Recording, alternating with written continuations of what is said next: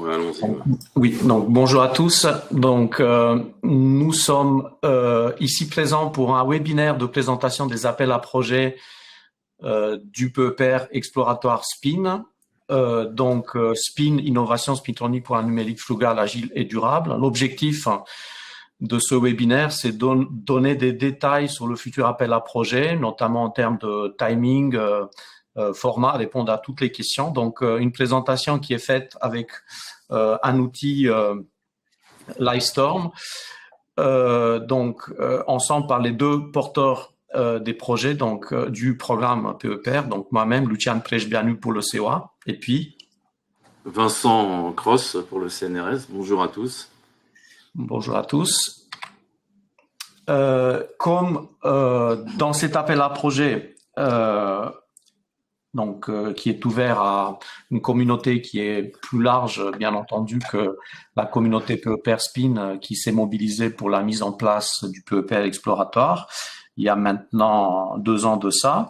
On rappelle vite fait, même si on a eu plusieurs kick-offs récemment, on rappelle quelques éléments structurants de ce programme PEPR Spin, dont l'objectif principal, c'est de s'appuyer sur la créativité d'une communauté française spintronique qui est leader mondial dans le domaine et transformer cette excellence en recherche, en solutions technologiques de rupture pour le numérique de demain. Donc, il y a plusieurs thématiques qui sont abordées déjà dans le projet, de façon à renforcer ce positionnement de la communauté spintronique française, de mettre en place des formations, développer une nouvelle génération de dispositifs frugaux, agiles et durables. Donc, c'est des mots-clés très importants pour ce PEPR. Renforcer des plateformes nationales structurantes et accompagner le développement des filières industrielles spintroniques dans le cadre d'une stratégie microélectronique. Donc, c'est un PEPR exploratoire. Donc, il y a des aspects à la fois de progression de la science, mais aussi de positionner ce PEPR exploratoire dans une stratégie nationale. Donc, de ce point de vue, SPIN, qui est représenté ici avec ses projets ciblés, est déjà bien ancré avec d'autres PEPR d'accélération, déjà avec un projet ciblé autour des mémoires et calcul dans la mémoire dans le PEPR électronique, mais aussi déjà avec des interfaces établies avec d'autres PEPR comme le PEPR intelligence artificielle, le PEPR quantique, et des liens potentiels avec le PEPR 5G, mais aussi avec d'autres PEPR exploratoires qui ne sont pas cités ici, notamment l'UMA, Diadème. Voilà.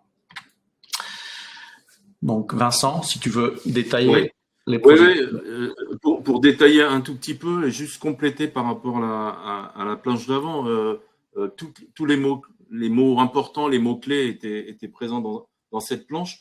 Il y a cette philosophie et cette manière de fonctionner qu'on a depuis le début dans le PEPR Spin, qui a été de s'appuyer sur aussi un collectif, une participation très importante et très intéressante de toute la communauté spintronique, mais avec une ouverture depuis le début qui était un des marqueurs. Et c'est ça qui a fait aussi que le PEPR Spin, lors de l'évaluation, était très bien évalué. Et l'idée, l'objectif dans ces appels à projets ouverts est de rester dans la même approche, la même philosophie, d'avoir quelque chose de cohérent par rapport à ce type d'outils, de programmes, les PEPR exploratoires, des aspects de scientifiques, soutenir et stimuler des approches, des nouvelles réussites scientifiques, et puis accompagner vers le développement de ces nouvelles générations de dispositifs. Donc, comment le projet, lors du montage, comment il a été structuré? Il y a 5 projets ciblés qui ont été choisis sur des thématiques donc les 5 projets ciblés s'appellent Kirex, Toast, Swing, et Spincom et Adage, qui ont été choisis sur des thématiques dans lesquelles il y avait eu des progrès scientifiques importants, souvent avec des contributions majeures de la communauté française, et donc sur lequel, en plus, il y a un potentiel en termes de développement de dispositifs, parfois de rupture, parfois pour certains, comme pour Adage, sur des technologies de nouvelle génération de capteurs spintroniques. Les capteurs spintroniques, ça existe déjà. Donc, il y a ces 5 projets ciblés qui ont été sélectionnés, soutenus.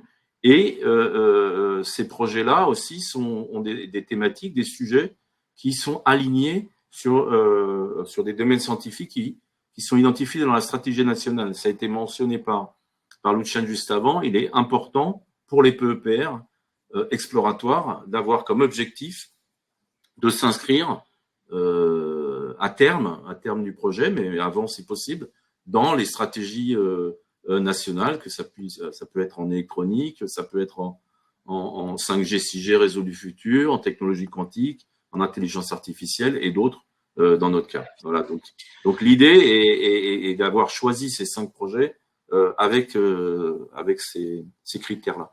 Donc, en complément de ces projets ciblés qui couvrent différents aspects plutôt en lien avec des applications microélectroniques, mais aussi d'avancées de la science. Donc, il y a des aspects plus amont dans certains projets. Il y a ce qu'on appelle les projets transverses. Donc, il y a 3 projets transverses autour des matériaux, la caractérisation et la théorie, avec l'objectif, c'est de renforcer un portefeuille d'infrastructures de recherche avec des expertises uniques qui doivent stimuler la recherche et l'innovation dans chaque projet ciblé.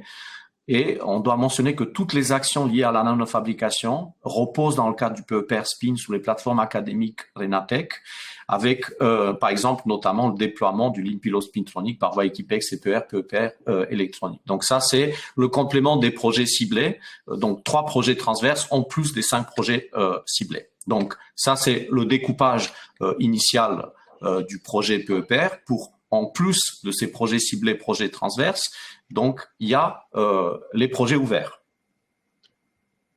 Donc les projets... Ouais, pardon. J'y vais, Lucian ? Oui, vas-y. Ouais.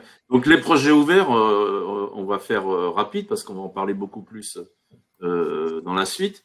C'est quoi l'objectif ? Apporter des nouvelles idées, apporter des nouvelles ruptures scientifiques, des nouveaux concepts. Vous voyez que ça devient potentiellement, du point de vue applicatif, un nouveau pilier pour aller s'inscrire dans la stratégie nationale.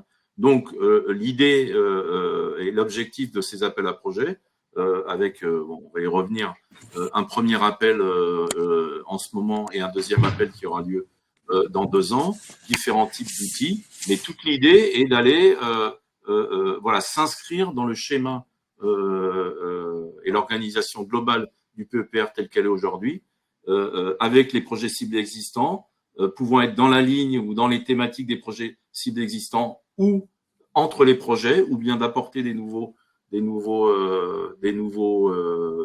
axes, des nouveaux piliers et des nouveaux concepts. Donc, tout ça est alimenté par un projet de gouvernance avec différentes actions qui couvrent la formation, l'international, la communication.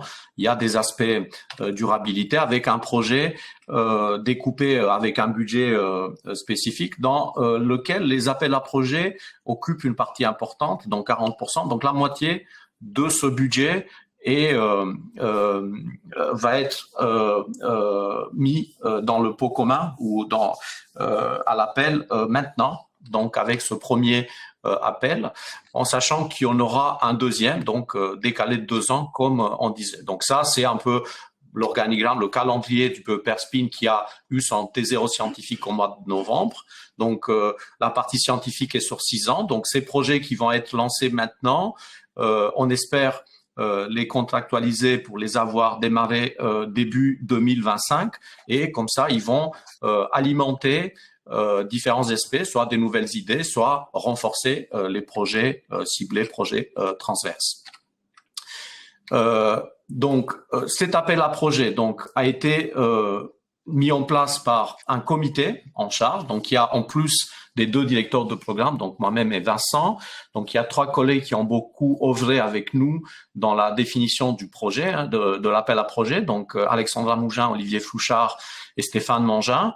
Et pour formaliser tout ça dans l'esprit ANR, donc nous avons un chargé de projet scientifique, un responsable de programme, Paolo Bondavali, qui suit de près ce projet. Donc le l'appel à projet est déjà en ligne sur le site de l'ANR. Et pour rappel, l'élément important avant de rentrer dans le détail du découpage de cet appel à projet, c'est la date de limite dépôt des lettres d'intention qui est le 14 mars 2024 à 11 heures. Donc, c'est un jeudi pour éviter tout problème éventuel de saisie ou de dépôt de projet sur le portal. Donc, avoir un jour de plus et ne pas laisser pendant le week-end. Donc, n'hésitez pas. Donc, voilà. Donc, on commence à avoir des questions. Donc, lorsqu'un sujet correspond à plusieurs thématiques, comment l'introduire? Donc, on revient sur cette question au moment du détail du découpage. Donc, on continue. Peut-être. Oui. Ouais. Peut-être sur le point d'avant, sur la planche d'avant, Lucian, c'est peut-être pas une évidence pour tout le monde. Donc, il y a deux tutelles, c'est le CNRS et le CEA qui portent ce projet. Il y a des universités qui sont partenaires, il y a plein d'universités qui participent, mais tout l'aspect organisationnel, c'est l'ANR qui gère. Et donc, l'appel à projet ouvert est entièrement géré et organisé par l'ANR. Et donc, par exemple, sur la date de limite de dépôt, c'est fixé, c'est sur le site.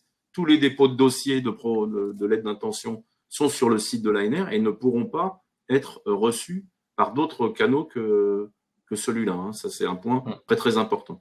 Voilà. Donc, si on va sur oui, peut-être juste pour des questions techniques, je vois qu'il y a peut-être certains qui ont peut-être des soucis de son. Encore une fois, donc toute cette discussion va être enregistrée et la vidéo mise sur le site web du PEPR. Donc, s'il y a des soucis éventuellement pour certains, mais voilà. Donc, on est disponible. Donc, vous pouvez regarder la vidéo, mais aussi répondre à toutes les questions après. Donc, les éléments clés de l'appel à projet. Donc, du coup, on a préféré reprendre des copies d'écran de l'appel à projet lui-même pour être très précis. Donc, il y a du texte, mais vous pouvez relire aussi. Vous aurez aussi à avoir accès à la présentation.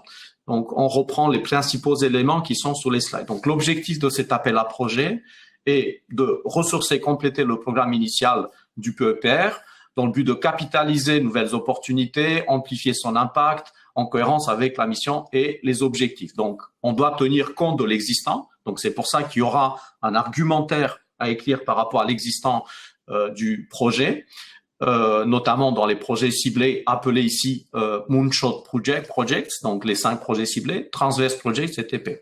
Donc, il y a 4 thématiques qui ont été identifiées pour contribuer à cet objectif. Le premier, le ressourcement des projets Moonshot, donc projets ciblés et projets transverses, en cohérence avec leurs objectifs initiaux. D'ailleurs, dans le texte de l'appel, il y a à la fin de l'appel un détail projet par projet des mots-clés de chaque projet.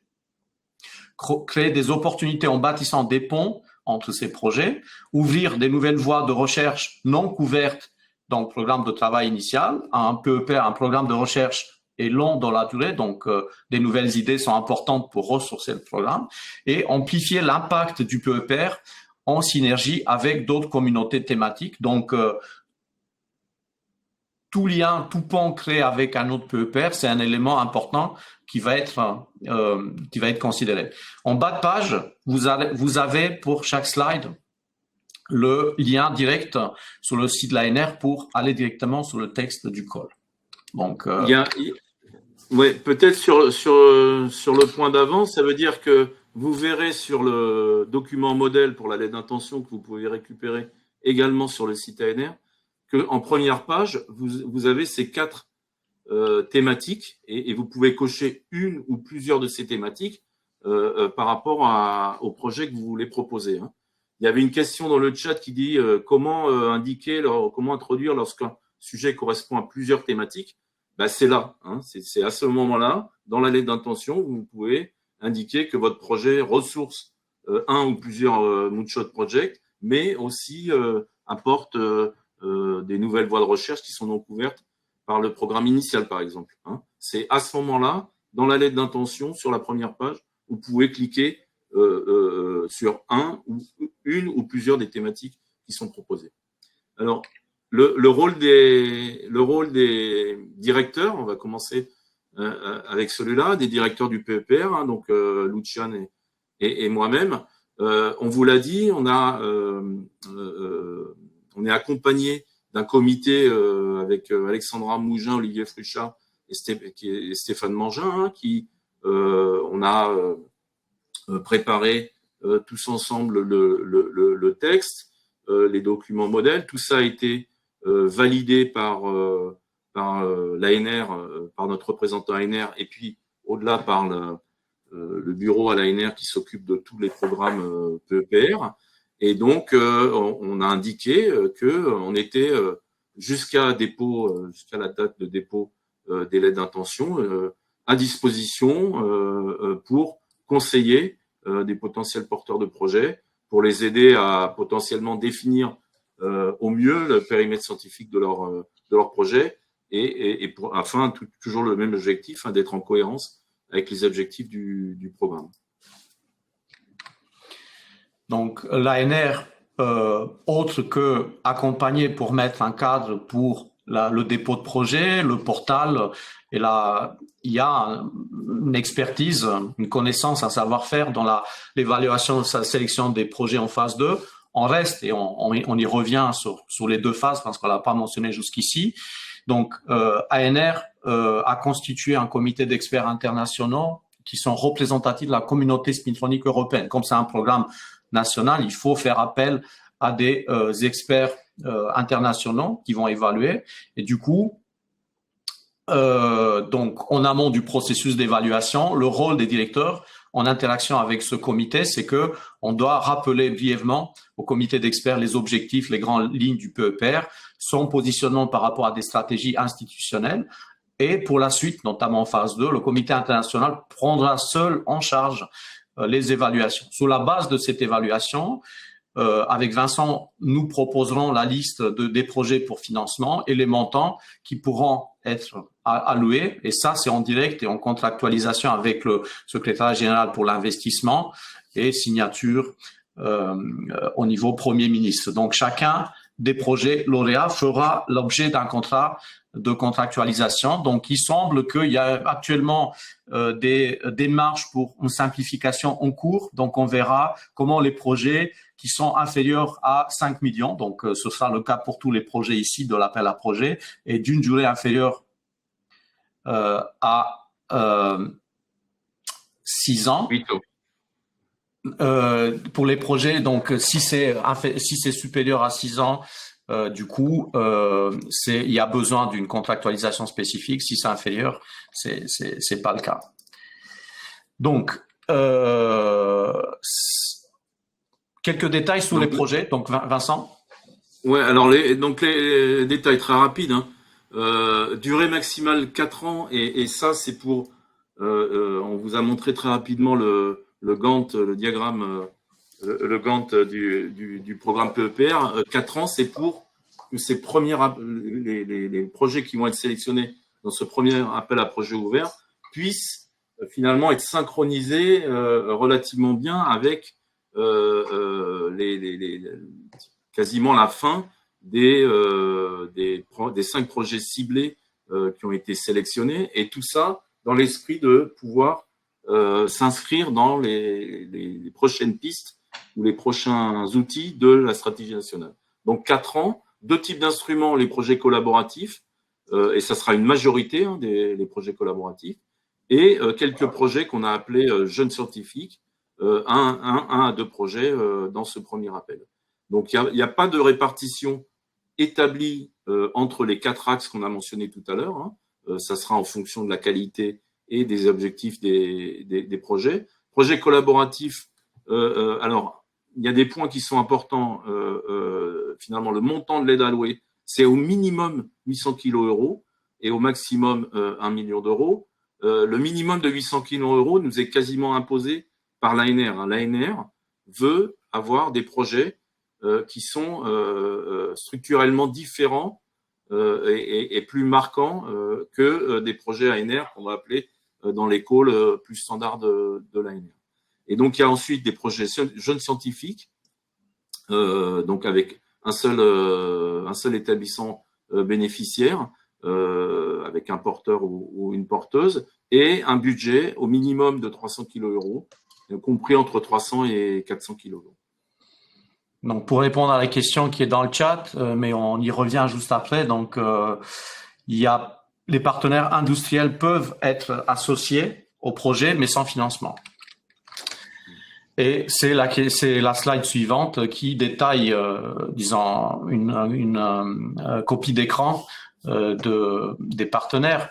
Donc, les bénéficiaires sont des organismes de recherche et les établissements d'enseignement supérieur et de recherche. Les équipes de recherche déjà impliquées dans des projets ciblés sont éligibles. Les entreprises ainsi que les établissements étrangers pourront être partenaires des projets, mais ne bénéficieront pas de financement au titre de leur participation. Est-ce que ça peut être en tant que sous-contractant? Je pense que non, de par le fait qu'il n'y a pas... bon, il faut voir. Donc, la partie sous-traitance... Ouais. Donc, Jean-Marie Georges, que je connais bien, m'a posé la question vendredi. Je n'ai pas eu la réponse officielle de l'ANR depuis vendredi. À mon avis, c'est probable que ce soit possible. Mais parce que ça peut être fait comme je dirais, sous la forme d'une facture qui puisse être payée, mais on veut avoir une réponse officielle et donc on vous donnera, on vous fera parvenir cette information-là. Et dans les choix oui, Jean-Paul, au moins un, mais c'est même pas un critère absolu, mais par contre plusieurs choix dans les axes thématiques, il n'y a pas de problème. Donc la construction des projets pour cet appel se déroulera en 2 étapes. Donc une première phase qui, avec une deadline au 14 mars, donc il y a une lettre d'intention de 2 pages. Donc on y revient après dans le détail de cette lettre d'intention, donc qui se veut allégée, ne pas demander trop de travail. Donc à ce stade, on incite les gens à ne pas se censurer, à en déposer de façon à ce que il y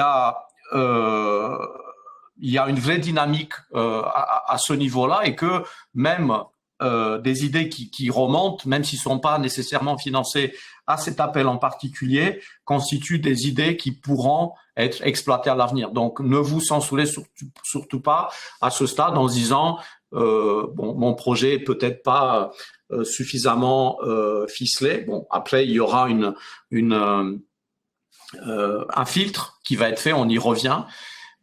Mais du coup, au moins cette lettre d'intention doit présenter des objectifs, des grandes lignes du projet, ainsi que le consortium pressenti. Donc, ces lettres d'intention seront analysées et évaluées par un comité interne du PEPR. On y revient. Donc, composé de 2 directeurs de programme, donc nous-mêmes, du comité en charge du montage des AAP, des porteurs des projets ciblés transverses, et puis il y aura 2 voire 3 membres du bureau des comités d'experts internationaux qui vont évaluer les projets en phase 2. Donc, on donnera un retour avec d'éventuelles recommandations par rapport à ces lettres d'intention. Et une deuxième phase, donc les responsables des projets sélectionnés lors de la première phase seront invités à déposer un document complet qui sera maximum 15 pages. Et le document modèle de la phase 2 est disponible sur le site de l'ANR. Donc, les projets seront évalués en phase 2 et classés par ce comité d'experts internationaux. Donc, il y a 15 experts donc mis en place par l'ANR. Là, on est dans un processus qui est, j'ai envie de dire, habituel par rapport à l'intervention des évaluateurs. Tous les évaluateurs du comité international vont signer un document par rapport aux questions de conflit d'intérêts et donc les documents habituels, j'ai envie de dire, quand on participe à ce type de comité-là. Et l'ANR, c'est l'objet aussi de faire participer dès la première étape, avec un rôle intermédiaire entre observateurs et évaluateurs, ces membres extérieurs et encore une fois internationaux sur la phase 1 de l'évaluation. Donc, OK. Il y avait une question en lien avec les IRT. Je reviens sur cette page concernant les bénéficiaires. Donc, je ne sais pas dans la structure juridique ou la convention de fonctionnement de ces IRT, est-ce que du coup c'est un comité, un organisme de recherche ou un établissement d'enseignement supérieur de recherche qui les porte? Si c'est le cas, je ne vois pas d'inconvénient, mais peut-être je m'avance. Donc, on posera la question plus spécifiquement. Donc, concernant le niveau de détail, on y revient après dans le format dans la lettre qu'on va parcourir ensemble. Et la liste d'experts internationaux n'est pas publique à ce stade. Donc, elle le sera après. Je pense ça fonctionnera comme pour les comités, des appels plus standards de l'ANR, avec une publication à la fin du mandat, quoi, à la fin du process. Donc, la chargée de communication, donc Margot, mon voisin, a préparé du coup un flyer avec qui est d'ailleurs publié sur nos réseaux sociaux pour simplifier et faire plus digeste le texte de l'appel. Vincent? Oui, donc voilà, donc ça c'est le lancement du premier AAP avec l'étape 1. L'étape 1, donc on l'a dit, deadline le 14 mars à 11h, dépôt sur le site ANR de vos lettres d'intention. C'est un document de 2 pages.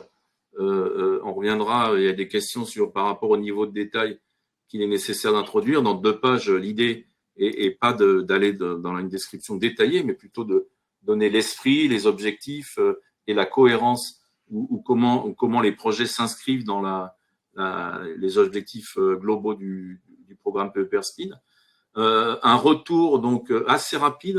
L'idée d'avoir ce comité d'évaluation interne permet aussi de nous imposer des timings serrés pour pouvoir vous permettre d'avoir du temps ensuite dans la phase 2. Donc, mi-mai, un retour, une notification des propositions retenues et des propositions pour une soumission d'un projet complet. L'étape 2, c'est donc fin juin, début juillet, date précise à définir, le dépôt des projets complets. Il y a aussi un template qui est déjà disponible, je pense, ou s'il ne l'est pas, il le sera bientôt sur le site ANR. On a demandé à avoir quelque chose de court, une quinzaine de pages, dans lesquelles ça reprendra les éléments principaux que vous avez mis dans la lettre d'intention, en les détaillant un petit peu et en présentant les. Donc l'étape 3, ensuite, c'est le comité, donc là, externe, sans notre participation. Là, c'est vraiment, il fonctionne de manière indépendante.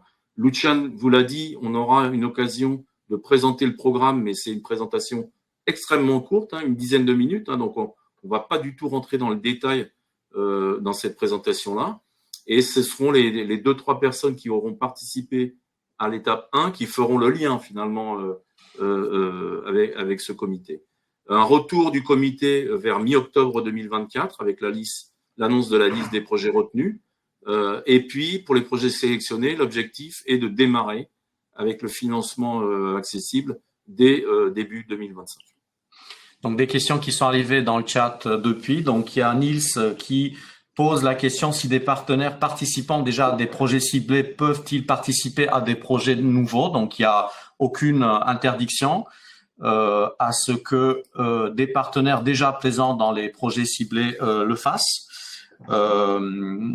Après, une question qui est un peu liée, donc de Vincent Baltz, qui demande si, comme dans l'AP générique de l'ANR, il y a des limites de coordination, est-ce qu'il y a des limites pour l'AP PEPR Spin. Donc, il y a plusieurs cas de figure qu'on a étudié en amont de cette réunion parce que on sentait que cette question allait être posée. Donc, il n'y a pas d'interdiction à ce que quelqu'un qui est coordinateur dans l'appel à projet standard de l'ANR puisse être coordinateur d'un projet du PEPR, de l'appel à projet du PEPR dans la même année ou dans des années différentes. Donc, c'est des canaux différents. On ne va pas mettre cette interdiction. Pour autant, disons, le mot-clé qui va être très important pour le fonctionnement, on a su le faire, nous, en tant que PEPR, dans un contexte plus large d'autres PEPR au niveau national,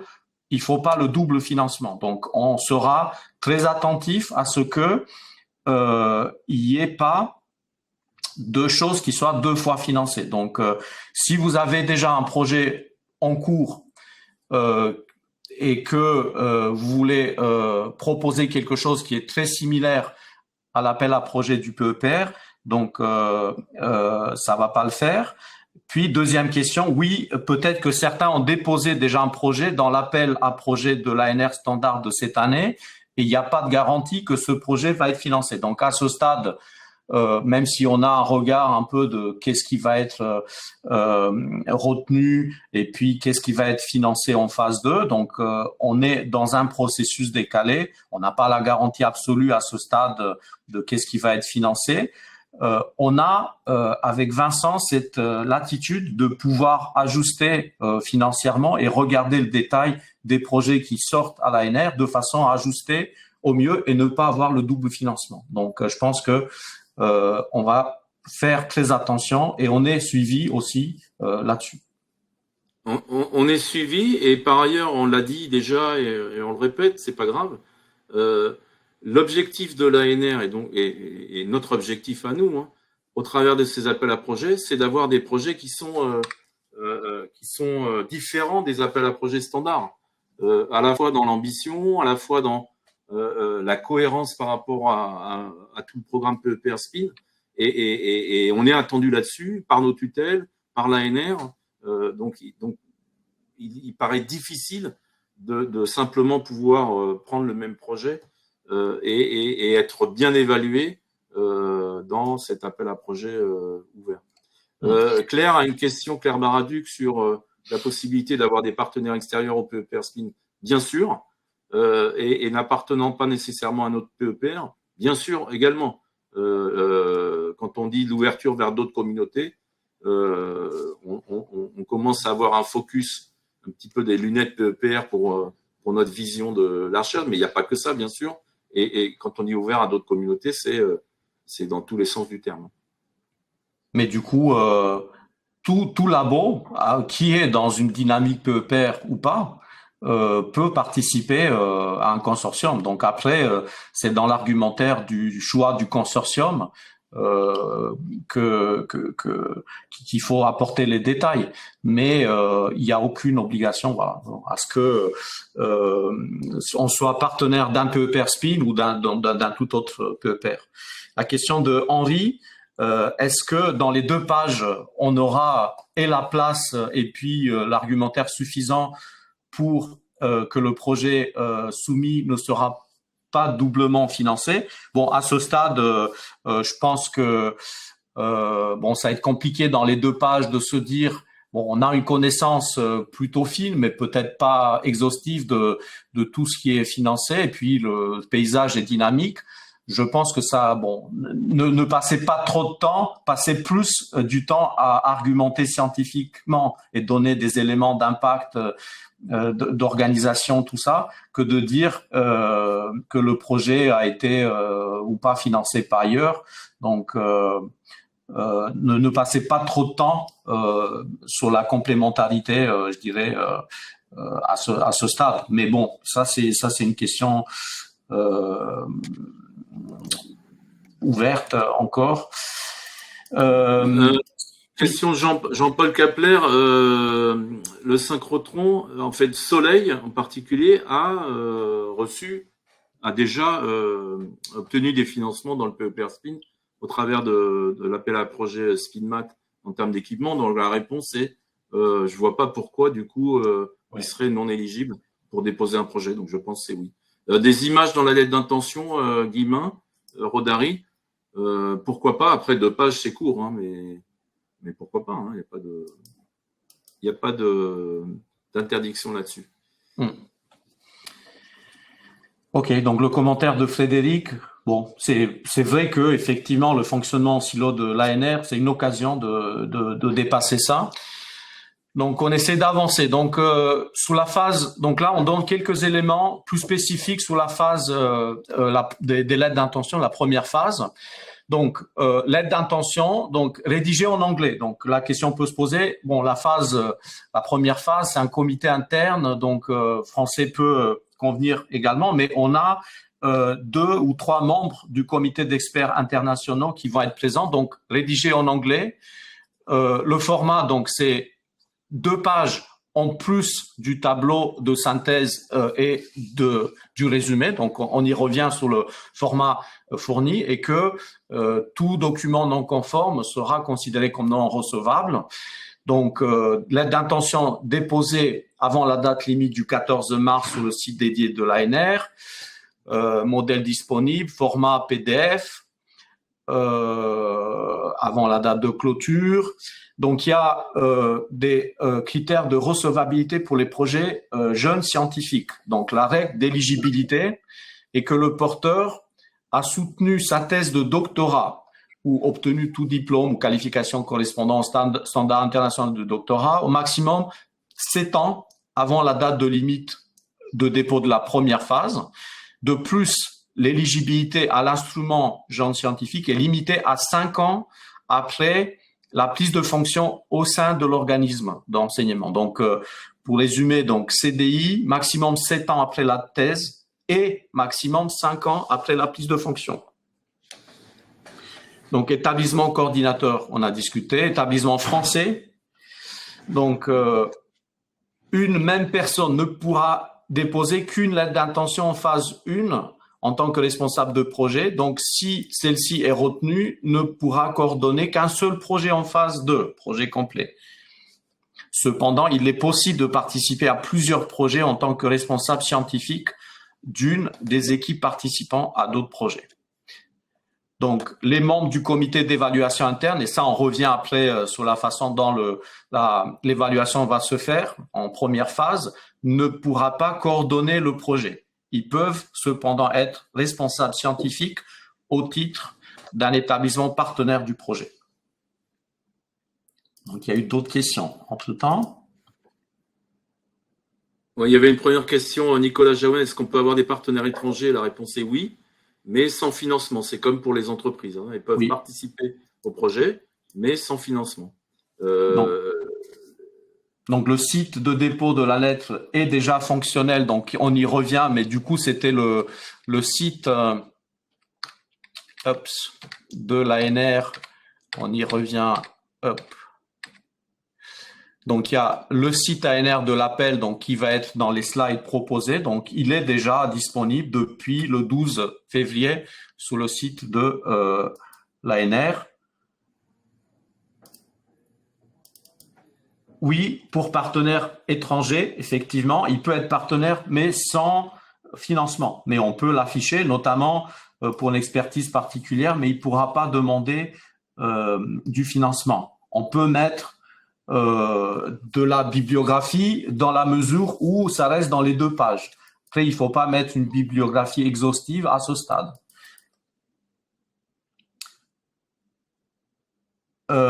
Oui, pour les appels, peut-être que Alexandra peut commenter.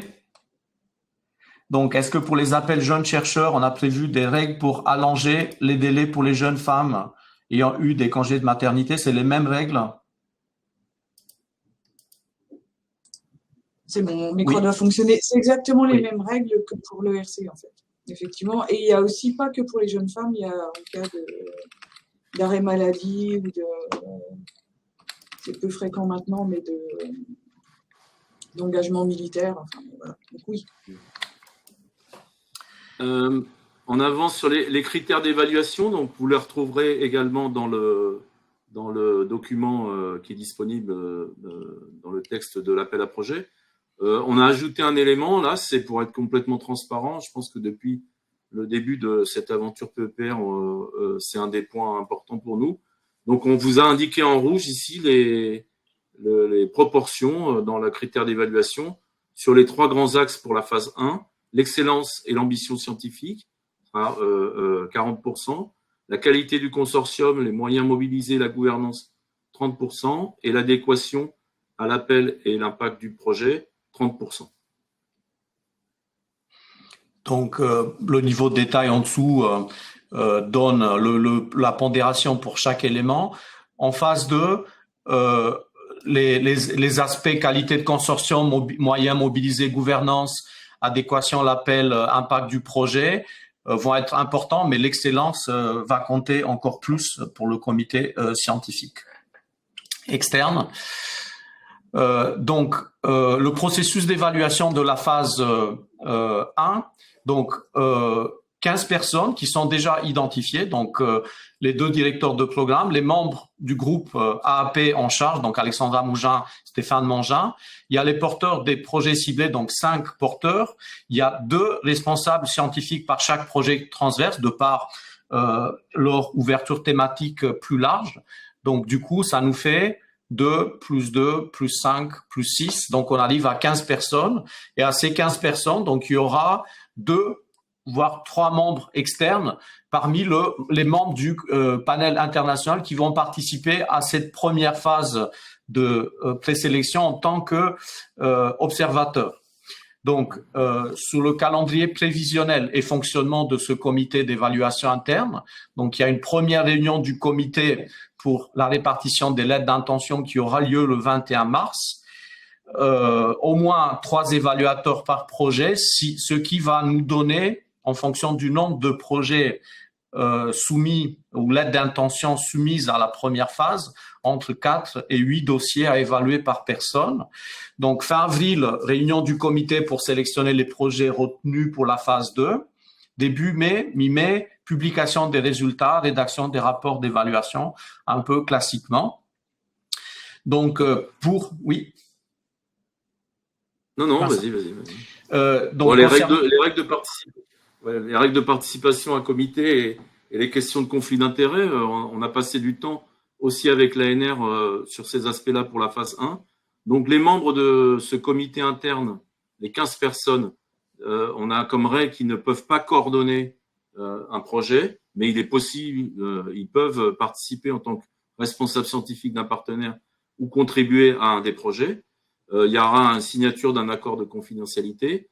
Et une des règles importantes du comité interne, c'est qu'une personne ne peut pas évaluer un projet avec son laboratoire comme porteur ou participant, quelle que soit la taille du laboratoire. Donc, ça va permettre, voilà, c'est pour répondre aux problématiques de conflit d'intérêts. Concernant le nombre de projets qui seront retenus pour la phase 2, donc vu un peu le budget dédié pour la phase 2, donc 7,6 millions d'euros. Donc, on compte financer 7 à 8 projets collaboratifs et 1 à 2 projets jeunes scientifiques. Donc, on vise le double de projets retenus pour la phase 2 par rapport à ce que je viens de dire. Donc, une quinzaine de projets collaboratifs et 3 à 4 projets jeunes chercheurs. Donc, tout va dépendre du vivier qu'on aura, mais c'est un peu ce qu'on vise pour la phase 2. Anne, tu as raison. Donc, on vient de vérifier en direct par rapport à ta remarque. Donc, effectivement, c'est marqué toujours sur le site dépôt de la lettre d'intention à venir, même si la trame, elle est déjà disponible. Donc, il faut que ça soit mis en place rapidement pour que les gens qui veulent déposer dès cette semaine puissent le faire. On va reprendre contact avec l'ANR très rapidement. Donc, justement, sur le format de la lettre d'intention, donc c'est des choses plutôt classiques. Donc, acronyme du projet, titre du projet en anglais, français, des mots-clés, les axes thématiques. Donc, il faut cocher au minimum un axe, en type d'instrument, donc collaboratif ou jeune scientifique, le montant envisagé de la subvention. Donc, et du coup, donc il y avait une question sur le niveau de détail demandé, notamment pour le découpage financier, voire le détail des tâches et le Gantt à ce stade. Donc, c'est vrai que dans les appels ANR, il y a un petit paragraphe qui détaille un peu comment le budget va être utilisé. donner le montant, mais indiquer en grande ligne en quoi il va être utilisé, c'est quand même pertinent que de dire uniquement on veut un budget de 1 million d'euros, donc donner les quelques éléments du découpage financier. Maintenant, sur le Gantt et le niveau de détail des tâches, je pense que à ce stade, juste expliquer un peu la méthodologie qui est appelée Work Package. Donc, bon, on revient sur le schéma du projet. Hein. Donc, il y a un niveau de détail qui est demandé en termes de découpage avec au moins les Work Packages. Donc, responsable du projet, l'établissement coordinateur et puis l'abstract en anglais. Donc, ça, c'est... Et après, il y a le découpage avec les 2 pages de texte. Donc, une demi-page, contexte, objectifs scientifiques, principaux axes de recherche, contexte, enjeu du projet, identification verrous scientifiques, technologiques susceptibles d'être levés, présentation des objectifs scientifiques, techniques du projet, des solutions proposées, de leur caractère innovant. Donc, demi-page. Ensuite, 3/4 de page. Présentation des grandes lignes du programme de recherche, description de la méthodologie Work Package, description des principaux résultats attendus et de leur impact escompté. 1/4 de page, description du consortium, liste et description des partenaires impliqués, nom des responsables scientifiques, et puis CV court pour les projets jeunes scientifiques, leur expertise en rapport avec le programme de travail, leur complémentarité. Liste de 5 publications pertinentes pour le projet. Donc, du coup, c'est vrai que ça peut manger une partie du quart de page. Positionnement du projet par rapport au cadre général du PEPR SPIN. Décrire pourquoi les objectifs du projet s'inscrivent dans le cadre général. Expliciter l'adéquation à un ou des axes thématiques de l'AAP.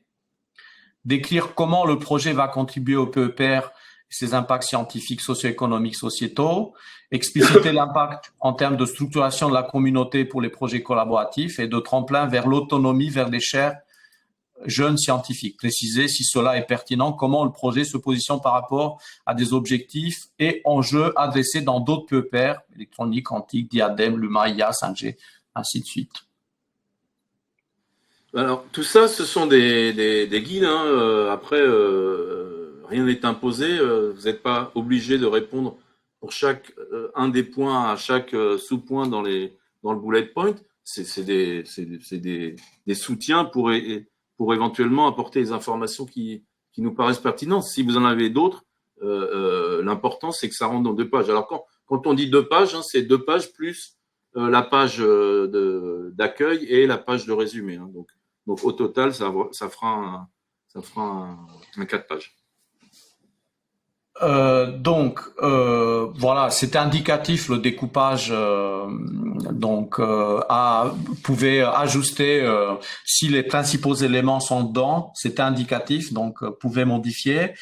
Donc oui, la remarque, c'est que les questions sont plus que 0,5 pages. C'est vrai que c'est écrit en grand et puis c'est écrit en français et en anglais. Donc l'idée, c'était effectivement de rester dans un format qui est court. C'est important, effectivement, que le contexte impact, objectif scientifique soit bien explicité. Faites au mieux. Je pense que l'idée, c'était de limiter au max le travail que vous dépensez, disons, pour des aspects un peu description de consortium, méthodologie à ce stade. Le fait d'avoir un processus avec une évaluation à l'étape 1 par un comité interne, alors déjà, on ne l'a pas précisé aujourd'hui parce que c'est plus d'actualité. C'était pas notre souhait, hein.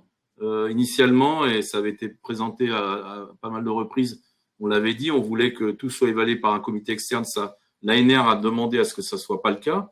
Donc, ce que ça veut dire, c'est sur la phase 1, ce comité a quand même une bonne connaissance, voire une très bonne connaissance de la thématique scientifique, des avancées récentes scientifiques et technologiques.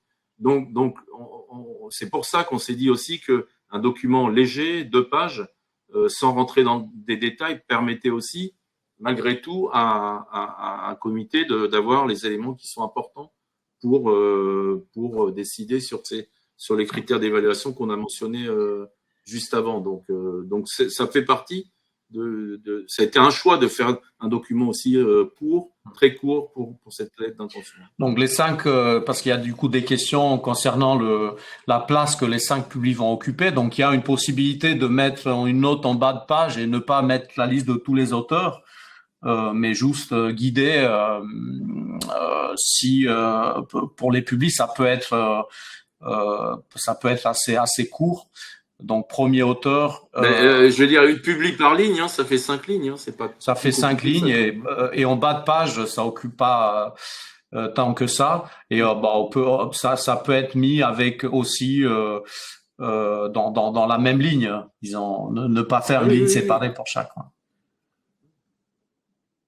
Question de Farid Fétard, doit figurer tout ce qui est écrit dans les items 1, 2, 3, 4. On l'a dit, non, c'est des guides qui sont proposés. La répartition entre les quatre points peut être aussi à votre. Vous pouvez décider. Hein.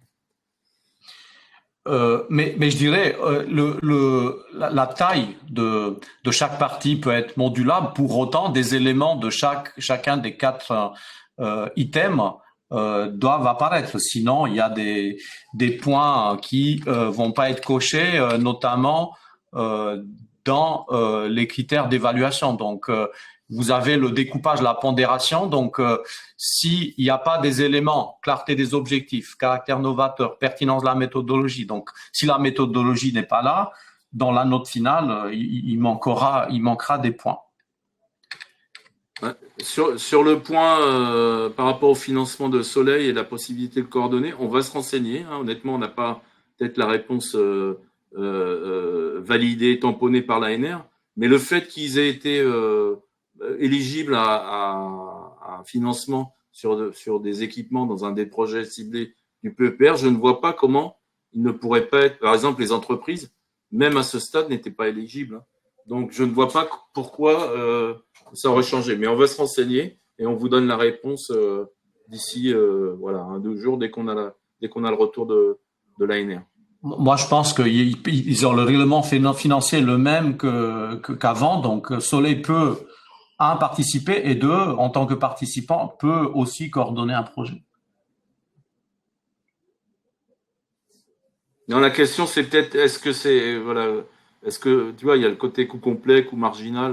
Donc, on va se renseigner sur les conditions de participation de Soleil. C'est du coup, comme dans la première phase, c'est du coût complet. Donc, ils peuvent déclarer du personnel permanent dedans. Donc, la différence, le COA, c'est pareil. Donc, en tant qu'EPIC, participe avec un coût complet à ces montages-là. Donc, Soleil, c'était déjà le cas dans le règlement financier de la première phase. Donc, pour moi, un changement à ce stade me paraît pas possible. Donc, mais bon, on va demander quand même reconfirmation. Pour moi, à ce stade, Soleil peut participer en tant que partenaire en coût complet et peut être coordinateur. D'accord.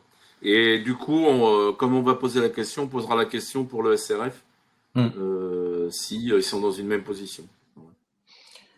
Je sais pas au niveau du statut, notamment entre SRF et Soleil, donc j'ai pas exactement. S'il y a quelqu'un de Soleil ou Frédéric Petrov peut peut-être répondre.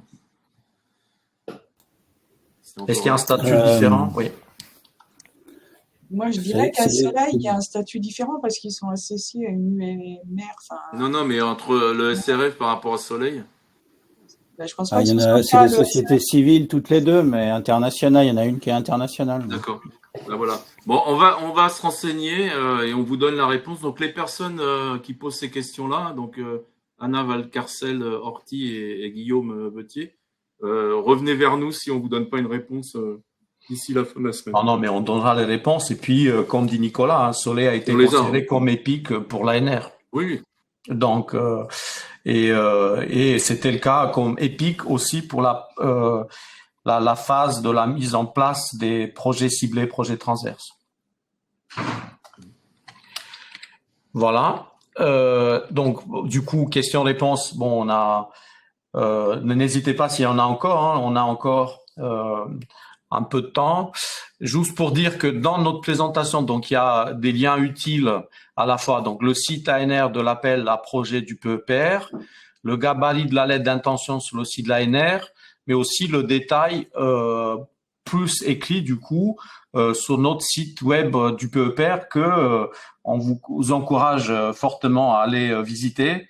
Et le travail que Margot, mon voisin, disons notre chargé de communication du PEPR, a déployé depuis son arrivée maintenant il y a 2 mois, voilà. Donc les choses se mettent en place. Donc il y a plusieurs outils. Donc il y a le site web PEPR Spin. Donc il y a plusieurs éléments dedans, dans les news, des actualités, des offres d'emploi, mais aussi dans les réseaux sociaux. Donc il y a la page LinkedIn et une page PEPR Spin sur X ex-Twitter. Donc des liens utiles. Il y avait peut-être une question de Jean-Paul sur les axes thématiques. Donc dans la définition, donc ça c'est on voulait pas le présenter spécifiquement en détail, mais dans le texte du call, les 4 axes thématiques sont détaillés avec les mots-clés, donc c'est très précis. Donc ce qu'on appelle ressourcement scientifique des projets ciblés, on donne exactement ce qu'on entend par ça. Et puis, qu'est-ce que l'objectif des projets proposés dans ce premier axe ou thème de l'appel à projet peut concerner, par exemple. On donne même des exemples typiques qui sont remontés de l'appel à manifestation d'intérêt qui était mis en place lors du montage du projet. L'appel à manifestation d'intérêt du montage. Hein. Ouais. Ça, c'est l'axe 1. Je ne sais pas si tu as les voilà, autres. Axe 2. Donc, l'axe 2, établir des ponts entre les projets ciblés transverses pour mettre en commun les avancées, les exploiter pour dépasser les objectifs initiaux ciblés. Donc, encore une fois, il y a un détail de ce qui était un peu attendu. Axe 3, nouveau domaine d'application non couvert. Donc, il y avait certainement des thématiques qui étaient remonté, discuté largement lors du montage du projet et puis du choix des projets ciblés. Donc, effectivement, il y a des thèmes qui ont leur importance et pour être présents in fine. Et puis, renforcer et créer des liens avec d'autres communautés. On donne, mais ça, c'est juste des exemples. Ça peut aller au-delà, hein, des exemples de liens, d'interfaces qui peuvent être établis avec les différents PEPR exploratoires ou d'accélération, mais c'est juste des exemples.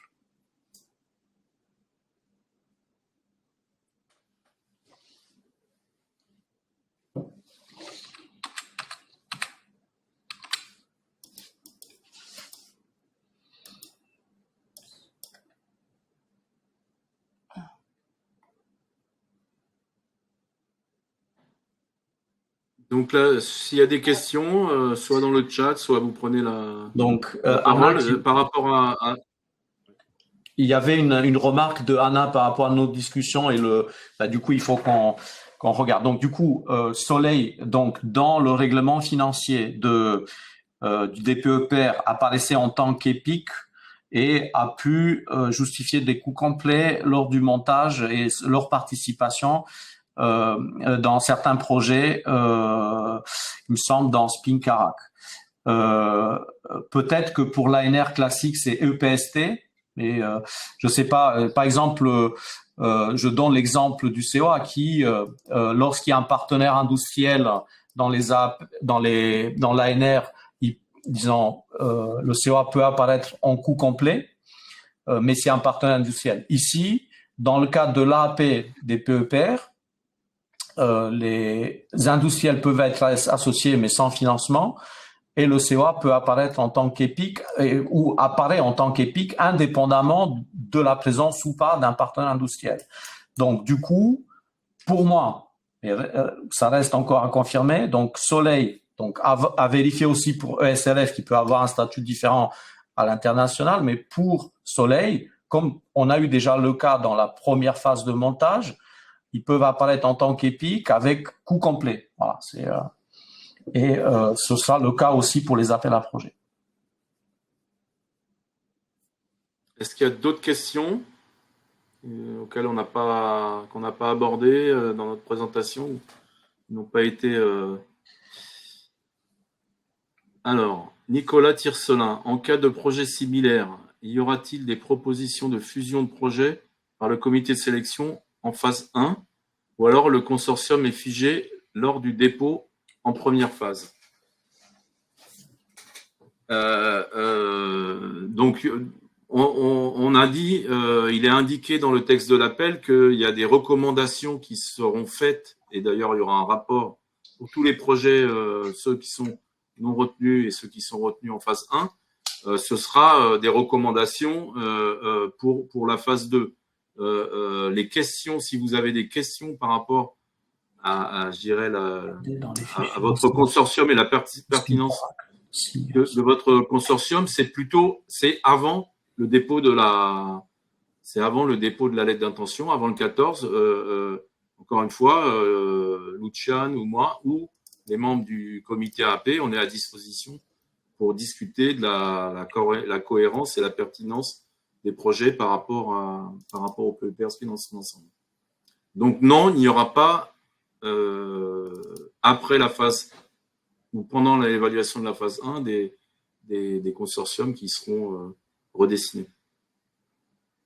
Ce qu'on n'a pas dit jusqu'à maintenant, c'est que il y aura donc un deuxième appel en mars 2026. Ça donnera une autre opportunité aussi à la communauté de pouvoir intégrer le programme PEPR Spin. Et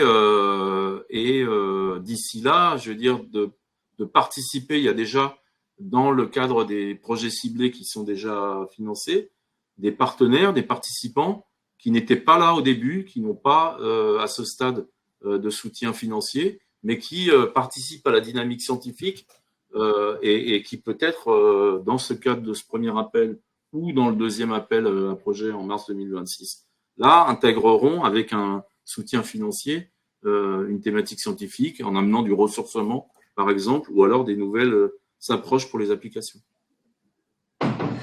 Donc, on était en train de regarder la fiche financière de Spincarrac dans laquelle Soleil apparaissait en tant que partenaire. Ils apparaissent en tant que fondation de recherche. Donc, il faut qu'on regarde. Et effectivement, il y avait la partie CDI qui était affichée, apparaissait en apport et du coup pas en coût complet. Donc, il faut qu'on vérifie. Oui, on va demander, on vous donnera la réponse. OK.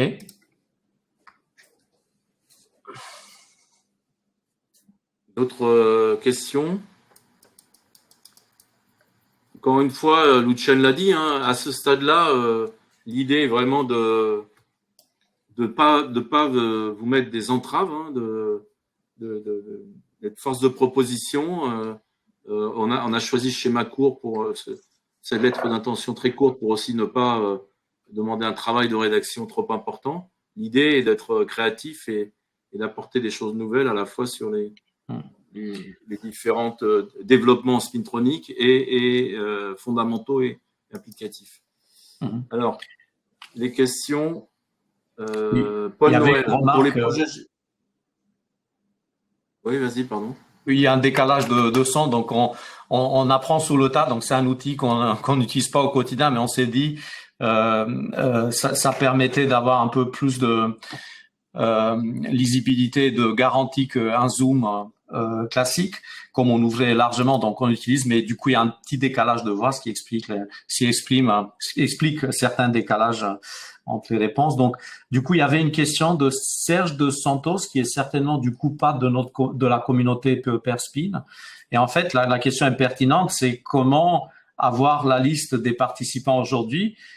Bon, on a la liste de tous les labos participants au PEPR. Maintenant, la question pour le 14 mars, c'est que en fait, il y a des consortiums qui se montent avec des sujets en particulier. La question, c'est comment quelqu'un qui peut avoir une expertise particulière mais qui n'est pas dans la communauté peut se raccrocher à un wagon avec une expertise particulière. Et à ce stade, on n'a même pas, nous, la visibilité de qu'est-ce qui va être déposé le 14. Par contre, ce qu'on peut faire, moi, ce que je vous recommanderais, Serge Dos Santos, c'est de nous contacter très brièvement, nous décrire potentiellement quel type de projet vous aimeriez soit porter, soit participer. Et à ce moment-là, nous, on peut vous mettre en contact avec soit des partenaires qui sont déjà dans les projets ciblés, les coordinateurs ou les projets transverses, et voir s'il y a moyen de vous apporter une réponse plus précise par rapport à quelle personne pourrait être la plus appropriée pour que vous échangiez. Mais faites rapidement, contactez-nous et nous, on peut se charger de faire les liens entre vous. Ok, merci. Donc, il y avait une question de Maurizio. Donc, c'est vrai qu'à ce stade, donc la question est qu'il est possible de modifier la liste des partenaires entre phase 1 et 2 à ce stade, disons, il n'y a pas... bon, j'ai pas fait encore, mais je pense pas que, autre que le CV, est-ce qu'il y a une interface qui demande tous les labos participants avec leur tutelle à la première phase, ou c'est juste la lettre d'intention avec l'organisme coordinateur, au cas où, bon, si c'est bien argumenté qu'il y ait un partenaire qui apparaît uniquement en deuxième phase, qu'on puisse le faire. Donc, je ne vois pas nécessairement une incompatibilité, mais... Oui, il y a pas à mon avis, réponse à Maurizio Sacchi, il n'y a pas d'impossibilité. Et donc, pourquoi pas? Simplement, après, il faudra que ça soit un minimum justifié et expliqué pour quelle raison, qui peut être très pratico-pratique. Hein. Il y a eu un ajout ou un partenaire en moins. La question auquel on répondait avant, c'était plutôt, est-ce qu'il va y avoir des suggestions de regroupement de l'aide d'intention et de consortium? La réponse est non. Donc, n'hésitez pas, comme disait Margot, à prendre la parole directement. Si, bon, là, on a parcouru un peu tous les détails. Donc, là, même un échange direct, même par rapport aux remarques que Vincent, sur la participation à un consortium, des membres d'une autre communauté, n'hésitez pas à prendre directement la parole en activant vos micros. Ouvrir le spectre de la spintronique vers d'autres communautés, c'est important, hein, c'est un des points qui est important. Donc n'hésitez pas, ça a été posé au travers de la question de Sergio Santos, celle de Claire Baraduc juste avant. Voilà, n'hésitez pas. Il y a une question de Paul Noël sur les projets jeunes scientifiques. La place des partenaires potentiels, c'est des partenaires qui apportent une expertise nécessaire au projet et qui semble être important, mais effectivement, qui n'ont pas de financement direct. Donc, j'ai envie de dire, c'est assez classique. Par exemple, c'est ce qui se passe de la même manière dans les projets jeunes chercheurs à l'ANR plus standard, voire même, mais peut-être je me trompe, dans les ERC Starting Ground. La possibilité de financement, c'est il faudra. On n'en a pas là dans le cadre de ces projets jeunes scientifiques, il n'y a pas de possibilité de financement des autres partenaires.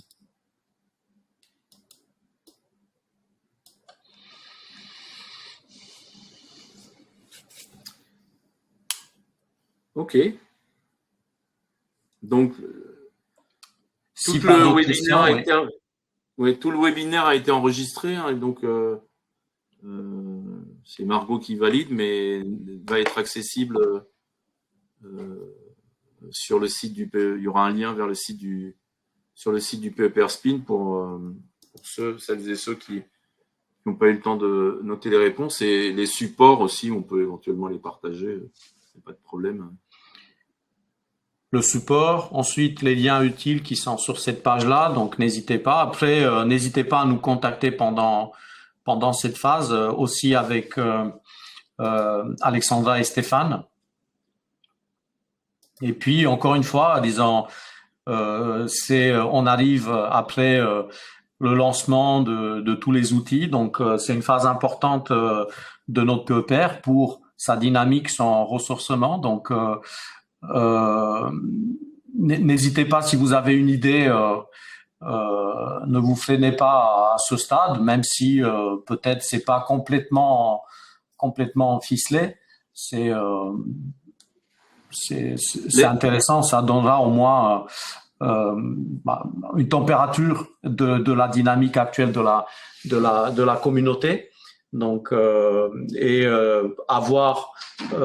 vise 30, 40 soumissions. C'est vrai que c'est important de montrer aussi vis-à-vis de la dynamique montrée dans l'appel à manifestation d'intérêt où il y avait 75 idées. Bon, on va pas demander tout ça, mais avoir que 10 ou 20 projets à ce stade, on l'espère pas. Et en plus, avec nos infos internes, on a quand même la garantie qu'il y aura des projets, mais vous filtrez surtout pas.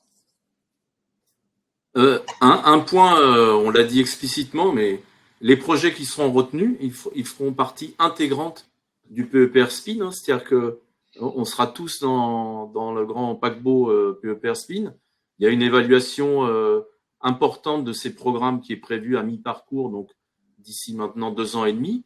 Les projets retenus auront une place importante pour montrer, ça vient d'être dit par Luchan, la dynamique de la thématique, mais aussi la dynamique de la communauté et comment ces appels à projets ont permis ou vont permettre de remplir les objectifs généraux qu'on s'est fixés. Hein. Donc c'est aussi dans ce sens-là où ces projets-là ne sont pas des ANR standards. Elles s'inscrivent dans quelque chose de plus grand qui est le programme PEPR lui-même. Ok. Bon, donc merci beaucoup. Il y a le démarrage des merci. Bonne journée et voilà, soyez créatifs. N'hésitez pas. Ne vous limitez pas et on attend avec impatience vos lettres d'intention. Bonne journée. Merci beaucoup. Bonne journée. Au revoir.